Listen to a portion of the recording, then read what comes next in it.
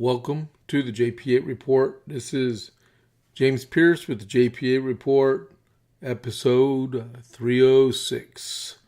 1 year in. Good afternoon, everybody. Thank you for joining in. I really appreciate the day that y'all are taking a little bit of time out to join me. And I got some news here, some good, some bad. But just saying, the president still has 3 more years to make a difference in our country. Awesome possibilities, right? We just got to win the midterms. Stop the belly aching amongst Republicans.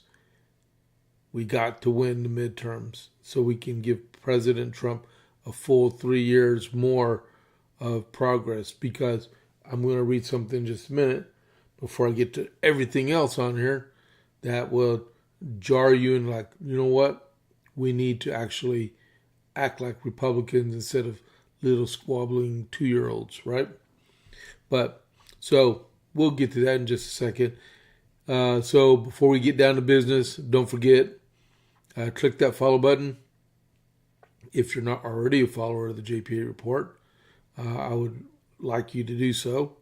And then click that little thumbs up button, which is called the like button also. And then give us a share if you can. And do not be afraid to engage in the live chat, because I need my chatters. Please do so. I'm on the creator premium program that we have with Rumble, and I got to have a certain number of chatters per month, and I am severely behind because nobody likes to speak their mind, but that's all right. Just so you know, what you say in the chat goes away after the chat. Okay, so look at it like this: the live chat room is a temporary file. So after you get done, it disappears. It's like a RAM, all right, rapid access memory on a computer. It doesn't materialize until you turn the computer on. Then it goes away when it's off. Okay, RAM. Okay, comments are like ROM. And then RAM is the live chat, all right? But I like your comments also if you would leave one to go with that. But yeah, so please chat in here also. Let's see. What is today? January 20th. It sure is. I forgot to write that down on there. Give me a second. Okay, there we go. So America 250. We got 3 things to tell you about January 20th, 1776. The first, after 10 days of the publication of Common Sense, which I have here for Rumble Premium, after 10, I can't believe I disrupted myself. After 10 days of publishing Common Sense, it powerfully advocated for independence from Great Britain. All right. I've been going through that. I've been lacking the last couple of days because my upper respiratory wasn't feeling so hot. I couldn't breathe. It's hard to breathe and read at the same time. The next is the Virginia's 4th convention. That socialist state of Virginia, which is materializing out of nowhere. Their 4th convention, they were liberals, not liberals. They were patriotic, continental loyalist at that point in time. Concluded, but it dispatched more troops and increased the number of regiments for the militia to be able to fight against the British. And then I have a letter from John Hancock to General George Washington. And in it, he's going to talk a little bit about Quebec. They found out in Philadelphia about what happened in Quebec. Okay, sir, in my former letter, I mentioned the disagreeable news we received from Canada. The Congress have taken the matter under consideration and have examined Mr. Antill and duly deliberated on the situation of our affairs in that quarter. They have come to sundry resolutions which I have the honor to enclose. I would just observe that Mr. Antill's examination, it appears our loss is greater than what is set forth in the dispatches he brought, a copy of which was transmitted to you. Almost the whole of General Arnold's gallant detachment are taken prisoners, having, after 4 hours of resistance, been obliged to surrender at discretion. However, we have the satisfaction to hear that the prisoners are treated with humanity. The Congress are anxious, as well as the motives of the policy as of justice and humanity, to repair our losses in that quarter, and if possible to gain possession of Quebec and drive our enemies out of that country before they can be reinforced in the spring.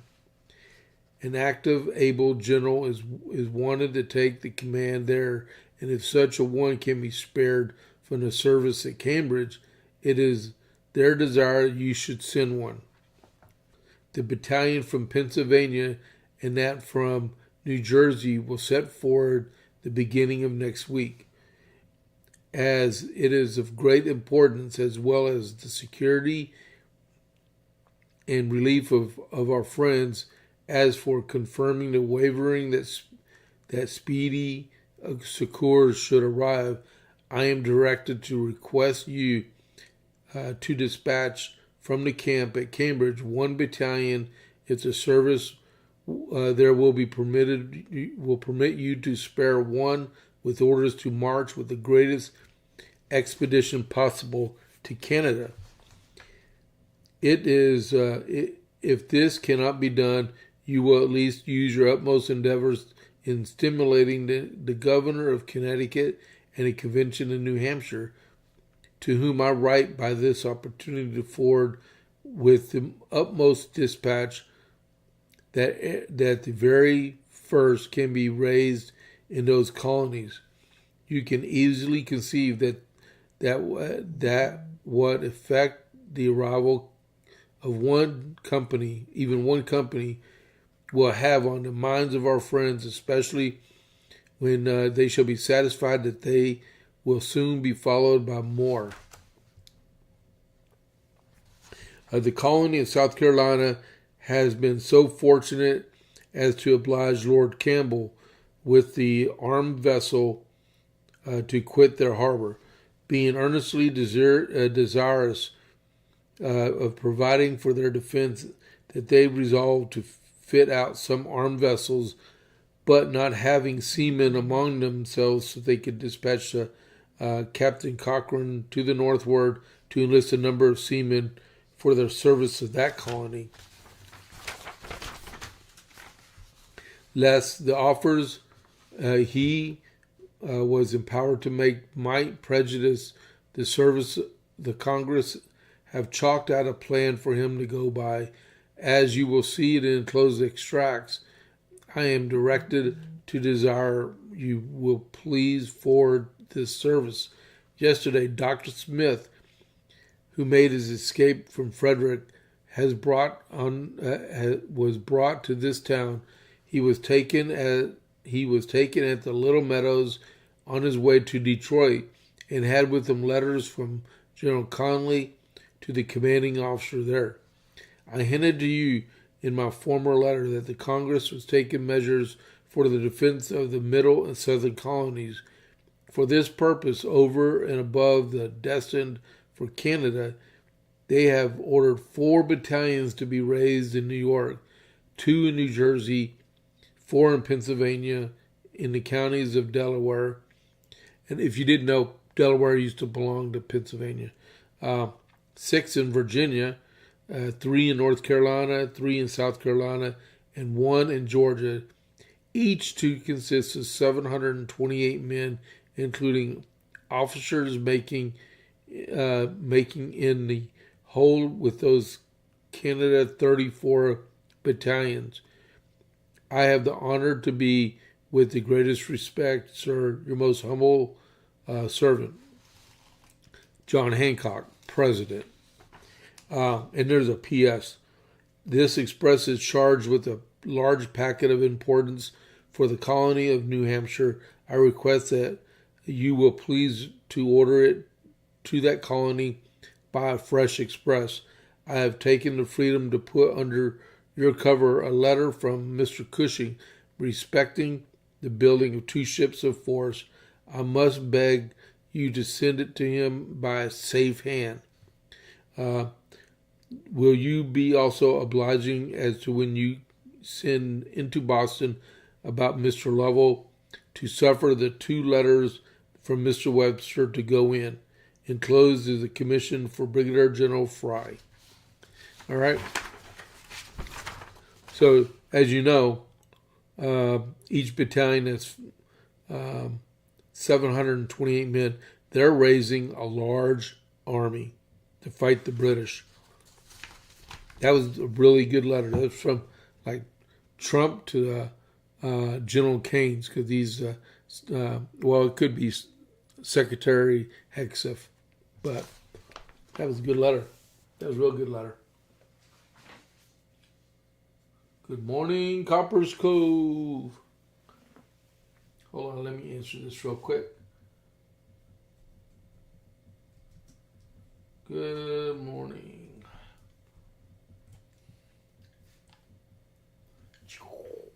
Alrighty. Be cool if you can get a Copper's Cove Bulldog as a meme there, Rob. Alright, so we have the Dalmatian Burger Group. These guys make smash burgers and dogs right here in Copper's Cove. All their ingredients are homemade and fresh, including the buns. Man, these guys are good. I'm tempted to go get one right after this. And then I usually get the armadillo. But they're open for lunch Tuesday through Saturday, from 11 to 2, and for dinner, as you were. For lunch, they're open from Monday to Saturday, 11 to 2, and for dinner, they're open Tuesday through Saturday, 5:30 to 7, unless they sell out first. All right, and they're located on the west side of Copper's Cove, Indian Shopping Center behind Bush's Chicken. All right? So go get you some if you're in the area. All right. So onward to the JP8 report. This is where it gets fun. Okay, so I did tell you I was going to... This just came across the wires. But it does say 8 a.m. Central, so that was 4 hours ago, but Fox News just finally let it come to the top of their feed. So, with, midterms just a few months away, like 8 months away or something like that, 10 months away. You're like, oh, no big deal, we're going to win. You need to make sure we win. Because, the first thing they do when they get into office, if they get a majority, and we're going to see what Virginia's doing in just a minute, is they're going to go after Trump. Well, this girl, she jumped the gun a little bit. So this is the title: House Democrat calls Trump extremely mentally ill after Greenland marks, urges 25th Amendment removal. Representative Yasmin Ansari, Democrat, Arizona, asserted there should be no reason why we have Democrats in Arizona, asserted Monday in a post on X that President Donald Trump is mentally ill and should be immediately removed from office via the 25th Amendment. The President of the United States is extremely mentally ill and is putting all of our lives at risk. The 25th Amendment exists for a reason. We need to invoke it immediately, she declared in a post. And then Fox News reached out to the White House for comment on Saturday morning. The Congresswoman made the comment in response to a reported message sent by President Trump to Norway's Prime Minister Jonas Gahr Store. And they went back and forth against each other. All right. I'm telling you, these jokers, I'm talking about we have these Republicans with TDS. They don't want to do anything the president wants them to do. They just want to continue on their way, thinking the way they want to think, instead of banding together like the Democrats do. The Republicans very rarely band together as a team unless they're coerced to do so, right? Oh, wow, my screen froze up over here. But that is the problem we have. We have 435 members of Congress. Right now we're sitting at 218 that are Republican. And I believe 213 or 214 Democrats. I think Abigail Spanberger had to resign from Congress. So that means there's probably one more opening, I think, unless she's already resigned. But the more lackadaisical, whatever, or apathetic we are about voting because President Trump is not in office, just mark my word. If Hakeem Jeffries becomes the speaker and Chucky Schumer is the majority leader in the Senate, we are going to have a world of hurt. You'll see so many investigations and so many impeachments, it'll make your head spin. And even if we lose the majority in the Senate, the issue is we are not going to lose it by a lot. So an impeachment in the House will not equal a conviction in the Senate unless we get some Republicans that are like, well, I'm a Democrat now. But hopefully we don't see something like that. We just need to win. Everybody out there, take 5 friends, text 5 friends, and call 5 friends. That's how you do it. We have a primary coming up in here in Texas. The 3rd of March, we have a primary. Who's planning to vote?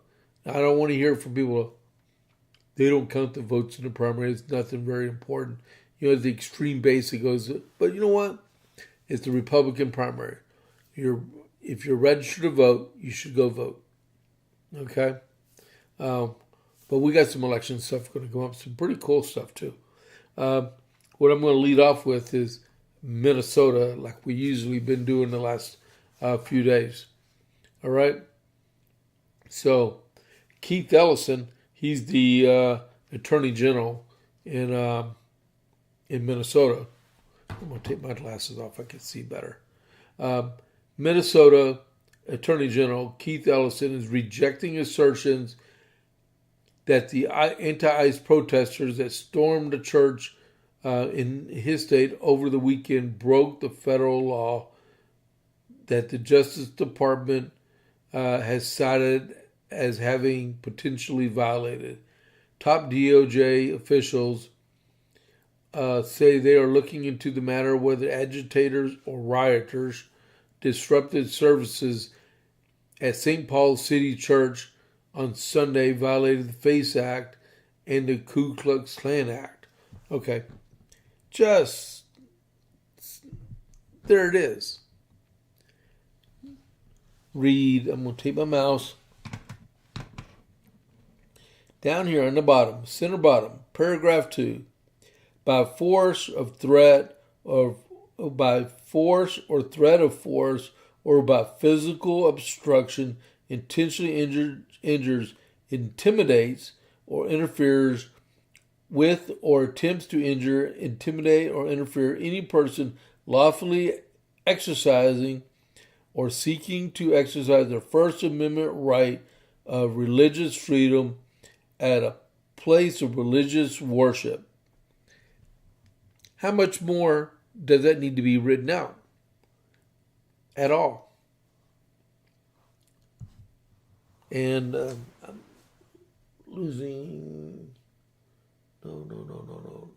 Hold on, guys. I got to get back here. There we go. I'm back. All right. Now, how much more explanation besides in print do you need? I had a sergeant major one time tell me, NCOs never believe anything until they see it in print, because a lot of us do things on our own. We make things happen, but the truth is what's in print, and that's in print. It's easy to find. All they have to do is read it. There's like 1 million lawyers inside the Department of Justice. That's easy to find, guys. And it's been all over Rumble the last couple of days. I saw it yesterday. Oh, look at that. All right. It looks like I got a congressional interview on Thursday morning. So, hold on. Give me a second here, because this is really important.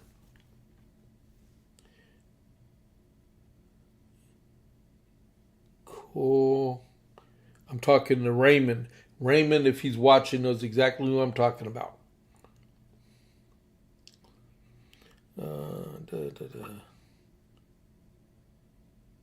Give me your, just a second, guys, your email.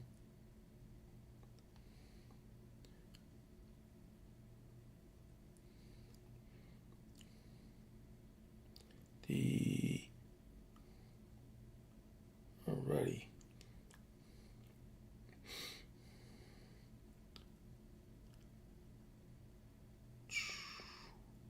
Just a second. I'm almost done, okay?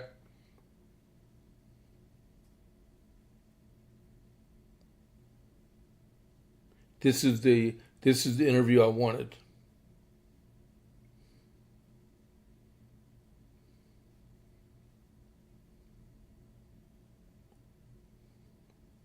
So this would be like number 10.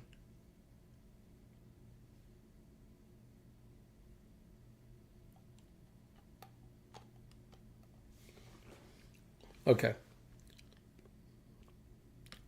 That was cool. All right. So when I get done talking with him, that'd be 4 congressional candidates from CD 31 that I've interviewed. All right. Cool. So be looking for that coming out on Thursday. I have one tomorrow, and then I have one on Thursday also. So it's in writing. All they have to do is look for it, and they can prosecute every single one. Well, I don't know if he could prosecute that one, but it's a federal crime. So the U.S. attorney in Minnesota will be taking charge of that one. All right. Now let me go here. Next one. That's Virginia.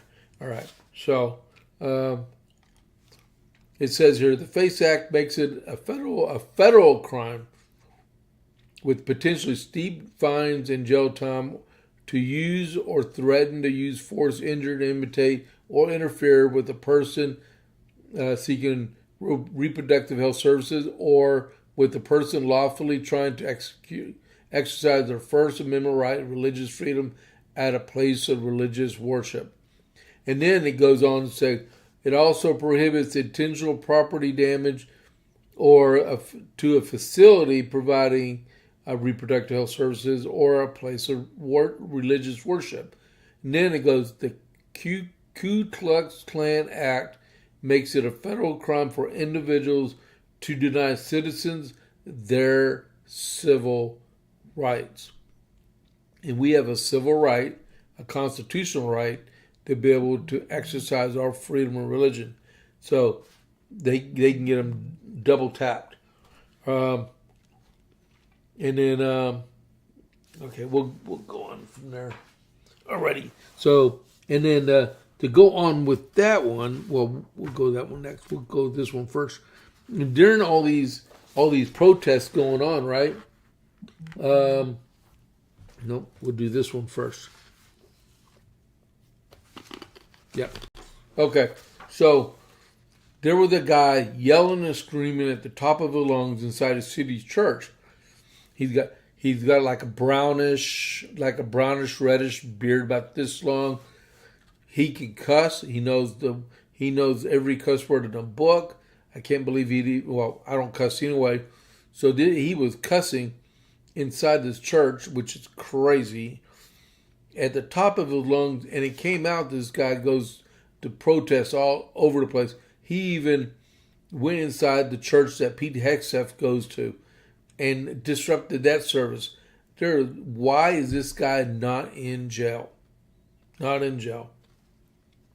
So this is a Fox News article from Brian Flood. It was published today. One of the anti-ICE agitators or rioters who stormed into a Twin Cities church on Sunday has also been accused of harassing congregants at Secretary of War Pete Hegseth Church in Washington, D.C. Anti-ICE rioters stormed City's church sanctuary on Sunday, causing chaos and insisting that one of the pastors is an acting director of ICE, St. Paul's field office. Protesters were heard shouting, "ICE out and justice for Renee Good." In the middle of services in front of a shocked churchgoers, a man with the group was identified as William Kelly, and he goes by the Woke Farmer on TikTok, which I don't have TikTok, so I don't know how to get to it. He has over 66,000 followers and regularly posts politically charged videos attacking ICE, President Donald Trump, and members of his administration with profanity. A member of Christ Church in Washington, D.C., who has to remain anonymous, told Fox News Digital that he immediately recognized Kelly as part of the group that has been pestering worshipers on a routine basis. William Kelly is a regular outside our church. He screams incredibly vile and gross things at families, at church, at people. He's called my wife a blank and then another blank, I'm not going to use that word, and a Nazi breeder, all sorts of fun things. The Christ Church member told Fox News Digital. The anonymous member said Kelly's family identity is well known among congregants after 6 months of social media sleuthing. Church members say that the man was arrested by the United States Secret Service in December in a caught-on-camera ordeal that showed him berating a man as a Nazi and asking who he voted for. The Woke Farmer said that the Secret Service is moving forward with disorderly misconduct charges against him in a recent video. The Secret Service did not immediately respond to a request for comment. Members of Christ Church, where Hegseth attends, say they want to worship in peace and believe the vulgar shouting is extremely inappropriate. It has been a good education for my children to understand what type of people use these words, an anonymous Christ Church member said. He probably showed up in September or October and has been off and on since, he continued. Since he has been arrested by the Secret Service in early December, he has been on a road trip out and about. The Christ Church member said Metro PD has done a good job in keeping congregants physically safe, but have been unable to prosecute Kelly. Christ Church's associate pastor Joe Rigney has no doubt that the man who shouted at the Minnesota church has also been tormenting churchgoers at his services. We've had regular protests at our DC services for the last few months, in a combination of paid professional agitators, rioters, as well as people who just show up periodically. We became aware of William Kelly because through that, he was one of our regular protesters every week, Rigney told Fox News Digital. Kelly stood out because he was one of the more aggressive, angry, vile, profane protesters who would follow people to their car, yell at them, yell at their children, profanity-laden attacks on normal church members, Rigney continued. When he saw the video come out at City's Church in St. Paul, our security team flagged it for me and said, "That's the same guy." Rigney said he doesn't believe Kelly has confronted Hegseth directly. That would be a momentous occasion. He was previously worked with the security team and law enforcement to determine the man's identity. So, and it goes on for a few more paragraphs and stuff. But this guy, William Kelly, he blatantly broke the law on many occasions. Federal law. And it aches me the fact that he is still able to run around and do the stuff he does with zero recourse. When, like I showed you a while ago, the actual statute, the federal statute, that shows that it is blatantly against the law to do that. So, I don't know what gives on that. Hopefully this is the straw that broke the camel's back and they got him. But if you arrest him, he has to go to a grand jury, and then from there it goes before a regular trial. Unless they found a very, very fair jury pool in Minneapolis, he may be just paying a fine. Unless they think they really got him this time. Did y'all hear about Nick Sortor?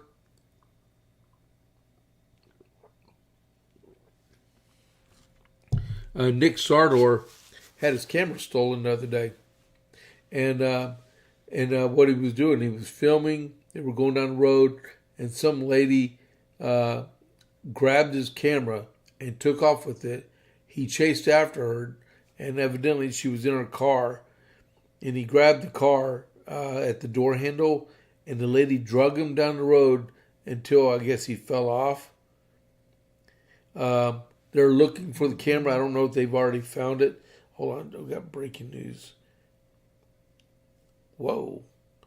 Department of Justice serves grand jury subpoenas to Minnesota Democrats. Okay. Alrighty. Hey, give me a second here. We're still in Minnesota, so let me see if it has more to show on that.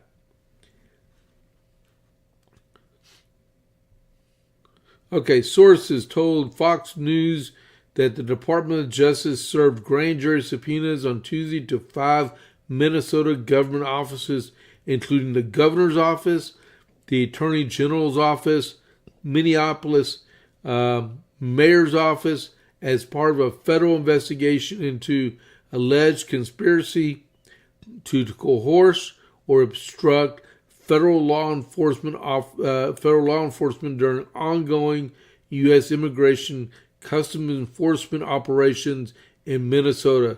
The sources said the FBI served the subpoenas seeking records and communications.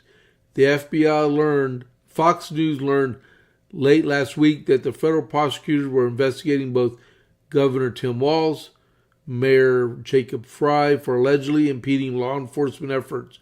U.S. Deputy Attorney General Todd Blanche told Fox News that duo's anti-ICE rhetoric was teasing on a federal crime. When the governor or the mayor threatens our officers, when the mayor suggests that he's encouraging citizens to call 911 when they see ICE officers, that is very close to a federal crime, Blanche said. Walz responded to the news by accusing the Trump administration of weaponizing the justice system. 2 days ago, it was Elisa Stockin. Last week, it was Jerome Powell.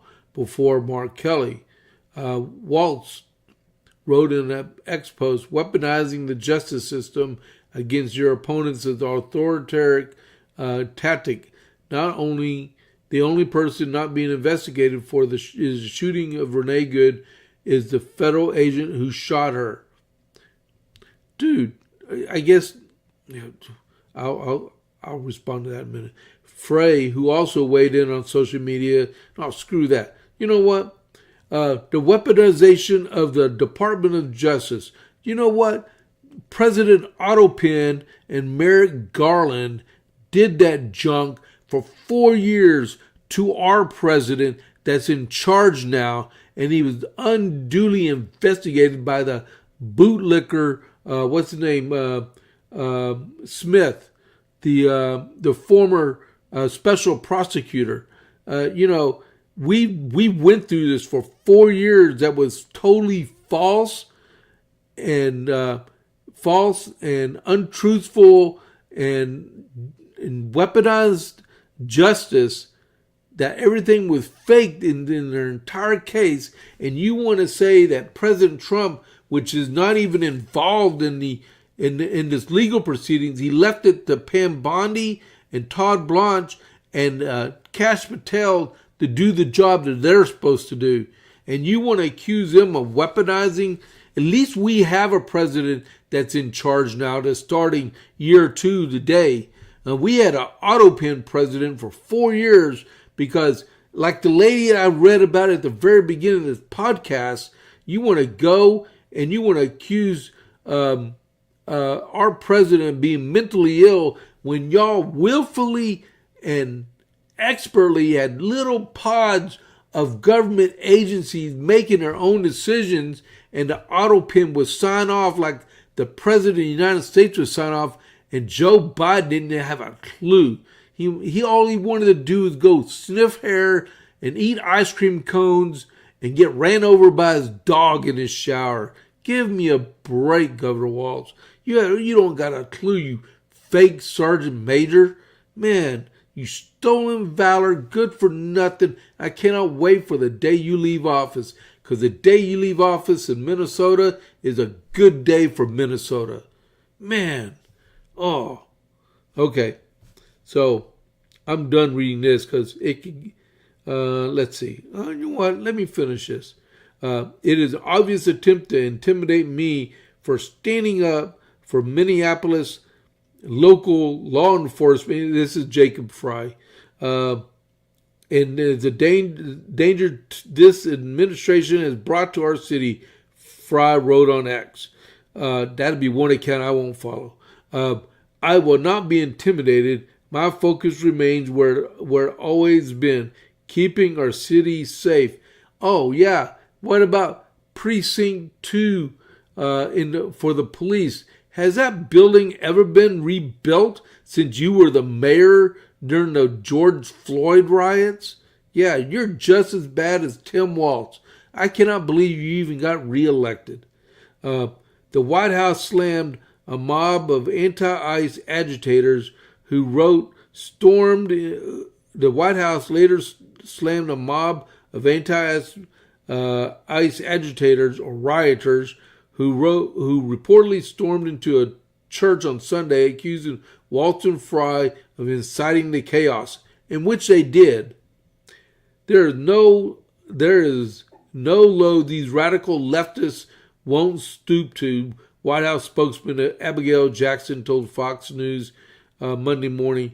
Jacob Fry and Tim Walz have ripped these rioters into a frenzy and turned them loose to wreak havoc on Minneapolis.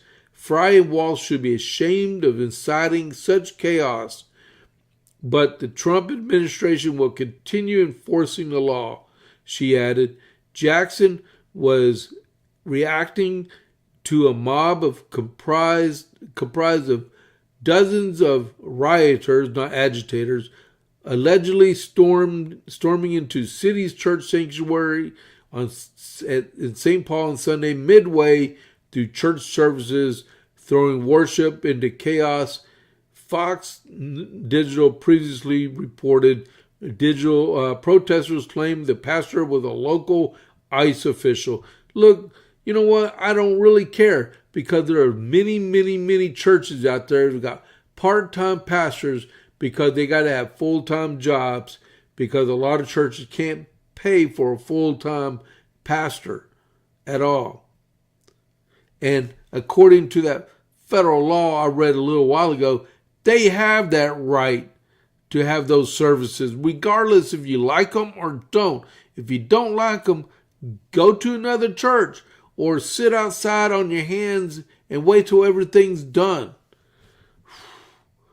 Department of Justice officials vowed Sunday to open an investigation into the disruption, specifically probing for federal civil rights violations by these people desecrating our houses of worship and interfering with Christian worshipers. And that came from Assistant Attorney General Harmit Dillon.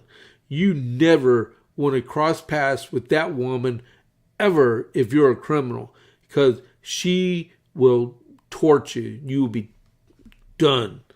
Oh my goodness, man. So now that my blood pressure is like through the roof, oh my goodness, man. I haven't even got to the good stuff about President Trump in his first year in office. And I'm already 2/3 of the way through this, and I can barely breathe. This is unbelievable. Unbelievable. White House went dark for 4 years. You are absolutely correct, Rob. Absolutely correct. And we have to persevere through this. We're not going to go through another 2 years of this and allowing the House and the Senate to go in Democrat hands and hamstring our president for the final 2 years of his presidency.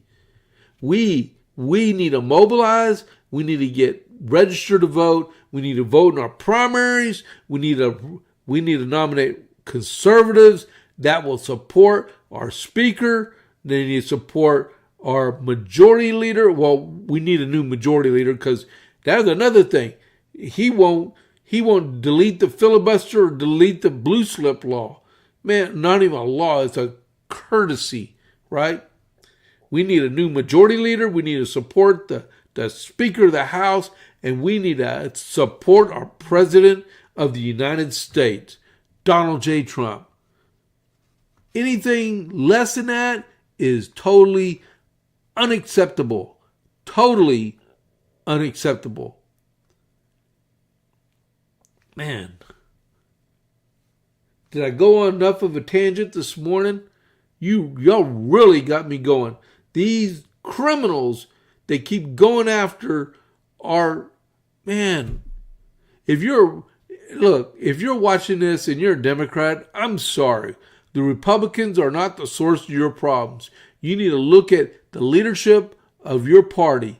Ken Martin, Hakeem Jeffries, Chucky Schumer, and people like AOC. All those people are destroying the Democrat Party.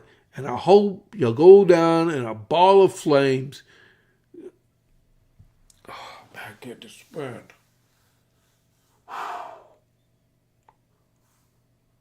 Okay. Calm down, James. Give me a second, people. Let me see who this text message is from. Oh, it's from the president. I want to shake your hand. Oh, that's cool. All right. So what I was saying is Nick Santor got assaulted the other day. He was filming some scenes inside. Here comes more breaking news. What's this one?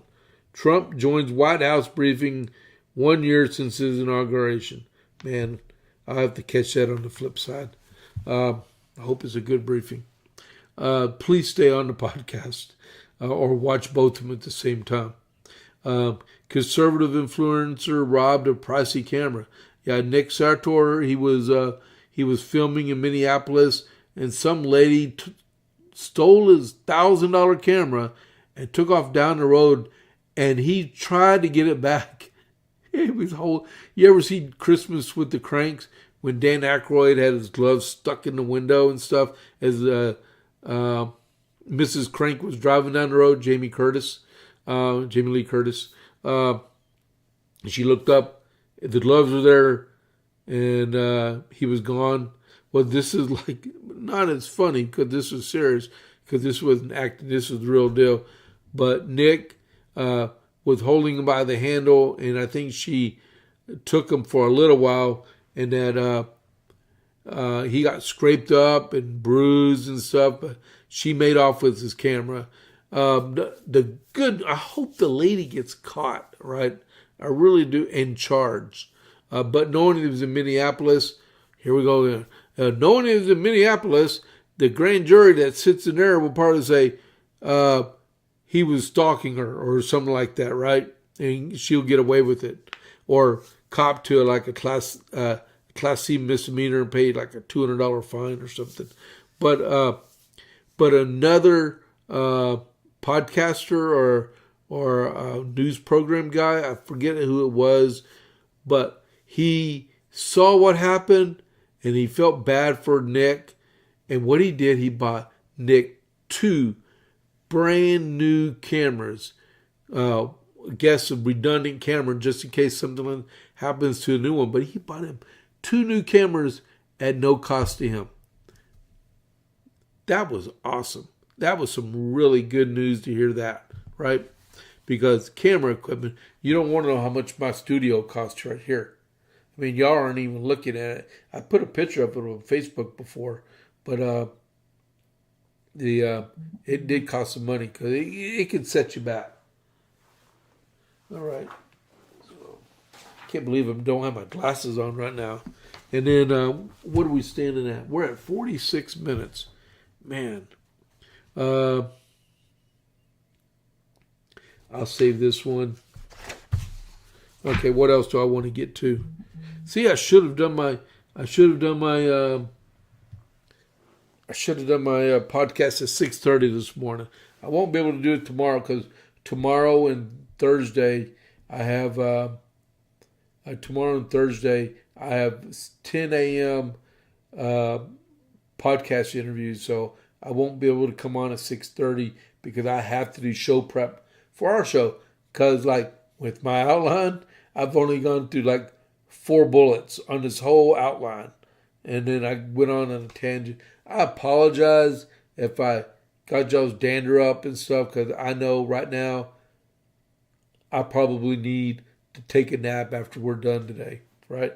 And I still got to do common sense on premium in just a minute.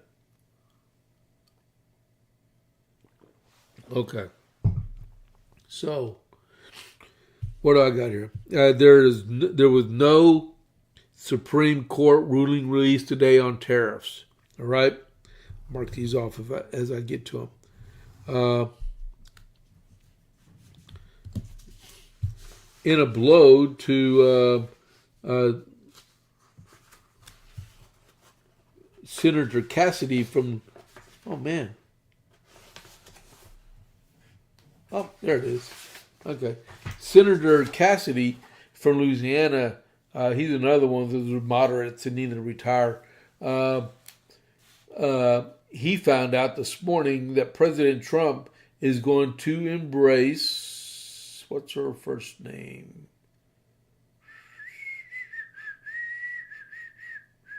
Congresswoman Julia Letlow declared to run for the U.S. Senate against Bill Cassidy this morning.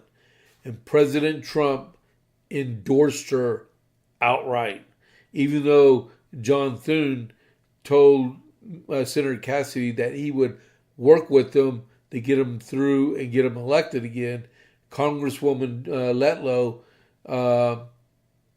is challenging him for his Senate seat. He's already been senator for 12 years. Really hasn't done much. Look, he's a doctor, so he can lead the Senate.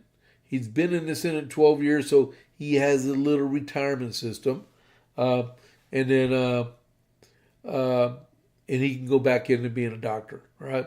Miss Letlow, she's been in the House since 2021. Her husband died of COVID, and she jumped in and got elected, and has been there since 2021. So I'll just read this real quick. 3 days after President Trump exploded a political bomb in Louisiana's Senate race by endorsing Republican Representative Julia Letlow over incumbent GOP Senator Bill Cassidy, sources say Letlow is likely to launch a campaign as early as this week. Trump's support of Letlow was elected, who was elected in 2021 after her husband died from COVID shortly after taking office in the House, in a severe setback for Cassidy, a physician and chair of the powerful Senate Health Committee, who is running for a third 6-year term in a solidly red state, and is a major political headache for Senate Majority Leader John Thune, who is backing Cassidy and teamed up with the senator last week in Louisiana. Trump upended an early crowded GOP Senate primary in Louisiana on Saturday night with a social media post making it clear that if the 44-year-old launched a Senate campaign, she'd have his backing. Should she decide to enter the race, Trump wrote on social media, Julia Letlow has my complete and total endorsement. Run, Julia, run. And then it said she had hinted at launching a Senate run following Trump's post on X, writing, my mission is clear to ensure I got another text message. Blank will do the interview. He'll get in touch with you. Oh, man, that's awesome. See, I'm feeling better already, guys. I'm feeling totally better. But, yeah, so Bill Cassidy, you're done. Your little rhino views, you're done. All right? Take John Thune with you. See, I'm tired. Like Dan Bongino says, cutesy time is over.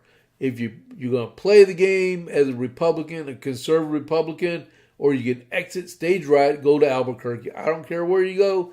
Just leave D.C., let the games begin for the conservative Republicans. We need to secure our country, and the only one who can do that right now for the next 3 years is Donald J. Trump, our president. He needs all the support we can give him. We don't need a handicap where he'll go through 4 impeachment trials in the next 2 years if the Democrats have their way about it, and then try to pack the Supreme Court, put term limits on justices, make D.C. and make Puerto Rico states. Well, they wouldn't be able to do that in the next 2 years because they would need veto-proof majorities. So we know that part won't happen. But there's a lot of stuff they can do. They can impeach him, and they'll blue slip him to death, and they will deny every conservative judge there is that comes before him, including Supreme Court justices. All right? So you got to keep that in mind. Man, we're at 12:53, guys. Okay, we got to get to this next one. Okay, I will... I guess I have to read these. I might do a podcast in one. I don't know. We'll see. So the next one is Virginia. All right. I can't even talk about how great the job the president's done. I'm going to show you the ramifications, because the Virginia governor is going to destroy that state entirely. All right. So what I want to show you is this is what the Virginia legislature is doing. Can y'all see that? Because that is what's going to happen across the country if the Democrats win in 2028. That is exactly what will happen.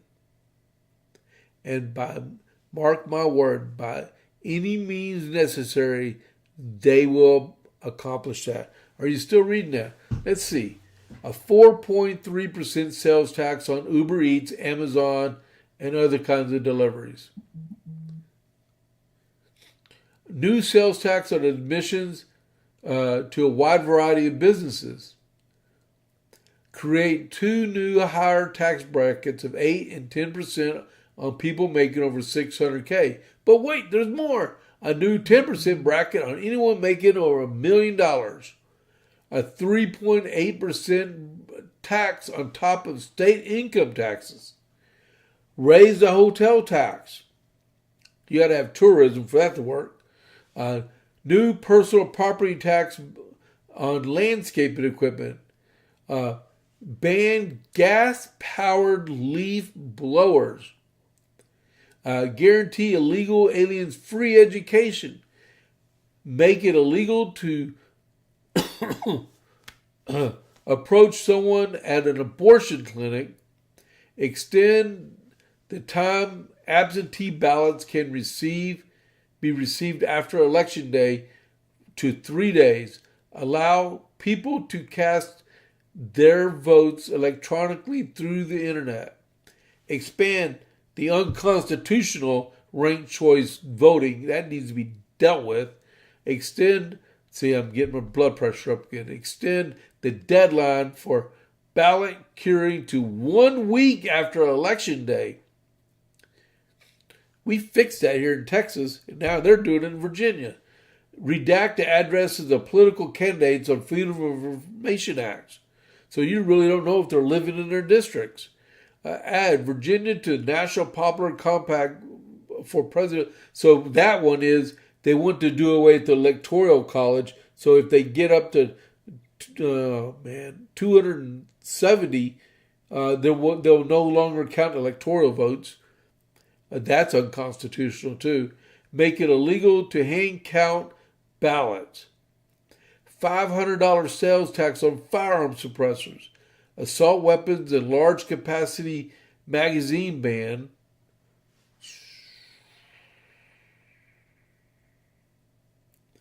Uh, 11% sales tax on all firearms and ammunition. Prohibit outdoor shooting of a firearm on less than 5 acres. Okay, I can deal with that one. Okay, lower the criminal penalties for robbery. Ban the arrest of illegal aliens in courthouses. Remove mandatory minimum sentences. Allow localities to install speed cameras and replace Columbus Day with Indigenous Peoples Day. All right. So what do y'all think about that list? I know Rob, you used to live in Virginia. You want to live in that mess? I don't know if he's still watching or not. That is unbelievable. That is unbelievable. You know what if the high majority of that list makes it, you might want to have them make it. You know why? Because you have a whole flux of people fleeing to West Virginia and to North Carolina. And they'll all be conservative, getting out of Dodge and going and moving straight into North Carolina or West Virginia. And that would be great. You know why? Because the United States Census will be in 2030. And they'll have a reduction of population enough to lose 1, maybe 2 congressional seats and electoral votes. So, they can play games. Play stupid games, get stupid prizes, right? Because that is one of those stupid prizes. Man. Coochie time is over. I'm playing hardball. Oh my goodness, I can't believe I didn't get to all this stuff. I might have to do I got enough for a 2-hour podcast tomorrow. This is crazy. Man. Well, we're at the 1 hour mark. We're not supposed to really go past 1 hour. I wish I had more chatters. That'd been great. Get my blood pressure to go down a little bit more.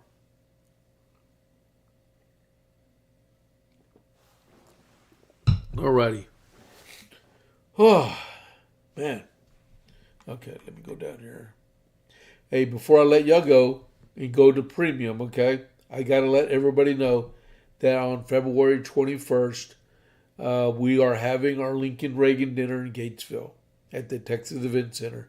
We have a QR code in the bottom left here.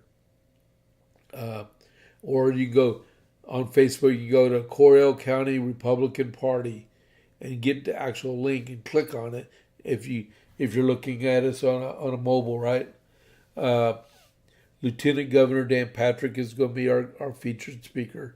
The tickets, if you want regular general admission tickets, they're $60 a person, which is dirt cheap, or $100 for a couple. And it's on Saturday, February 21st. And it's going to be Dan Patrick. We're having chicken and steak. All right?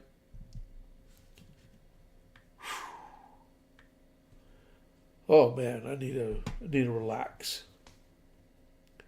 Okay, so for the ones that y'all are non-premium, it'd be great. If I was if I had more viewers, I could do a Rumble Premium, no way, Jose, I feel bad for my sister. Roger that. And I got friends that live in Virginia, and they need to get out of Dodge really, really fast. But if you have not, I'll do this unofficial. If you aren't on Rumble Premium, you need to get Rumble Premium because it will pay in the long run. All right. And I'm not just the only one that does Rumble Premium. There are a lot of other ones that do it. I'll just give to him. Graham Allen does Rumble. He does a premium only show after his regular one, and so does Louder with Crowder. All right. So I'm going to sign off on the regular and then go to Rumble Premium, and we kick back, and maybe I'll go through some more of these that we missed. All right. All right. So for all of y'all that are non-Rumble Premium, go to if you want to go, you go to Rumble Premium. Rumble.com/studio, I think it is. All right. Oh, Rumble.com/premium. Yeah, Rumble.com/premium. And the code word is studio. All right. All right. So I'm going to go over here. So this is my socials. All righty. And I'm going to be going on to premium only.